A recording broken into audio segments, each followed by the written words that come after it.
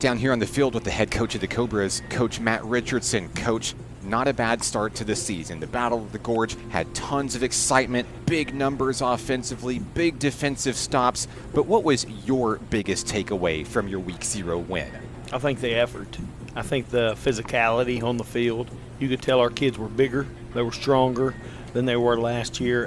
You go back and watch last year's film, and we've got defensive linemen and they're coming in and trying to hit offensive linemen, pulling, and we're getting just knocked around like rag dolls and bouncing off of people. And this year we've got plays where, Nate Jordan comes in off the edge and he hits a big offensive guard and just lays him out. And it's just the physicality that I think our kids are a lot stronger than they were, and they're bigger, and then they know they are, so they're not scared to go hit somebody back now.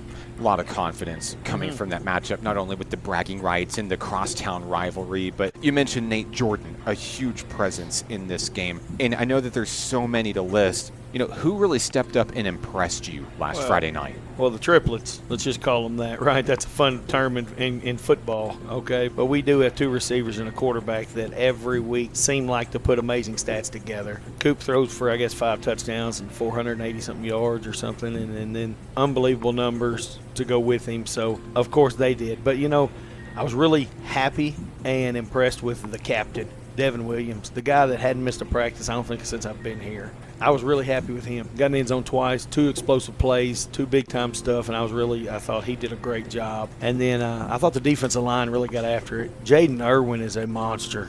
He is fun to watch. If you haven't noticed him, watch number 80 at 3 technique.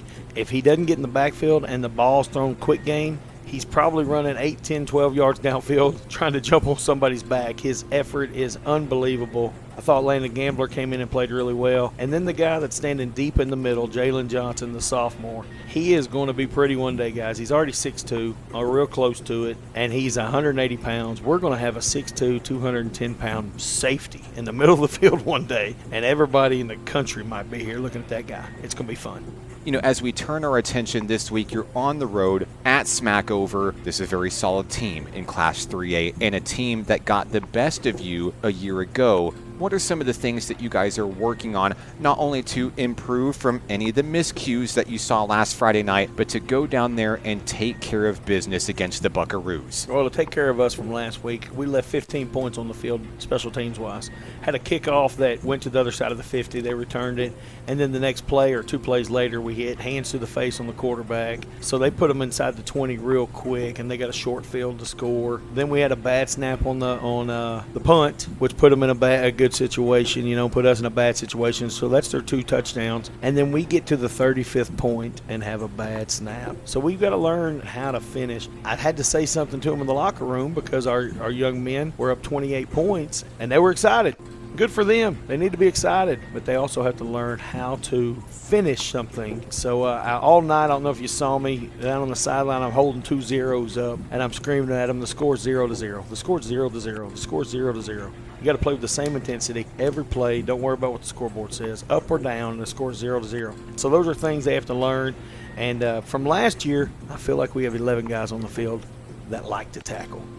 Now, some of them don't get them down the first time. Everybody's going to miss tackles. They miss tackles in the NFL.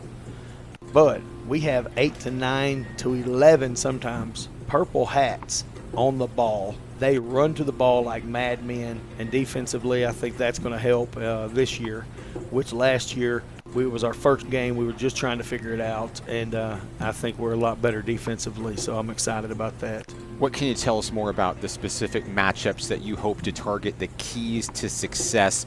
What needs to happen in order for this team to go home happy? Oh, we got to take care of us. If the Cobras take care of themselves, I think we're a really good football team. Like I said, 2 bad snaps. A guy got knocked down on a kickoff, which opened the lane, and then we had 2 fumbles on offense. So we had 5 big plays, and those added up to points right there. Those were different points, and those are things that we can control I think if the Cobras can take care of themselves, we'll have a great shot to win a ball game. Well said, Coach. Congrats on the win last week, but that's last week. This is this week. Safe travels to Smackover. We'll see you on the field Friday night. Go Cobras. Thank you very much. God bless and go Cobras. Coach Matt Richardson of Fountain Lake Football. More on tonight's battle coming up next. This is Fountain Lake Football on 92.9 KVRE and online at kvre.com.